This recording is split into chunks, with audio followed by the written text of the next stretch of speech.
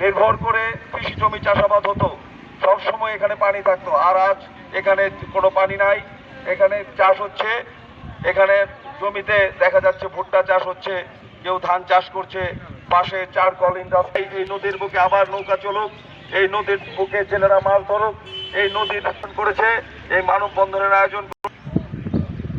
অনেক অনেক ধন্যবাদ।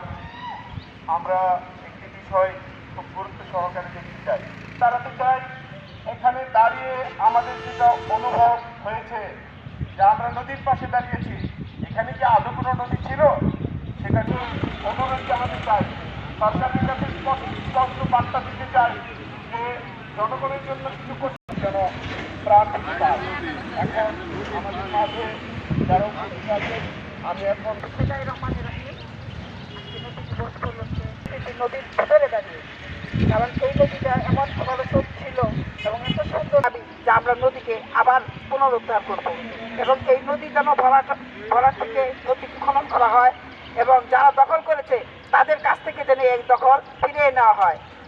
আমাদের জামালপুরের ব্রহ্মপুত্র নদীও অনেক মানুষ দখল করে নিয়েছে, নদী দস্যুরা এই নদীগুলো দখল করে নিয়েছে। নদী আমাদের প্রাণ, নদী আমাদের জীবন। নদী থাকলে কৃষকেরা এখান থেকে চাষাবাদ করতে পারে, তারা সেচ ব্যবস্থা করতে পারে। আজ নদী নাই, এই কৃষকদেরও অনেক সমস্যা হয়েছে, চাষাবাদ করতেও তাদের সমস্যা হচ্ছে, তারা আর সেচের ব্যবস্থা করতে পারছে না এবং অর্থ দিয়ে সেই সেচ দিতে হচ্ছে। পুনরুদ্ধার হোক, আমরা আর কিছুই চাই না, আমরা নদী পুনরুদ্ধার চাই এবং মানুষের জীবন জীবিকার মান উন্নয়ন চাই।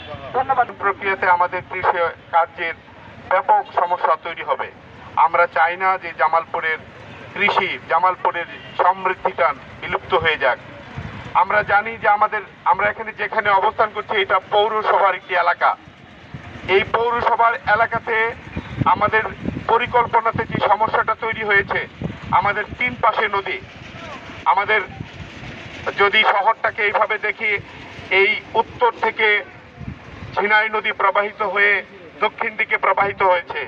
একইভাবে আমাদের ব্রহ্মপুত্র নদ এই উত্তর এবং উত্তর পশ্চিম কর্নার থেকে প্রবাহিত একটি খাল, যেটা হচ্ছে গবাখালী খাল, সেটা প্রবাহিত হয়েছে।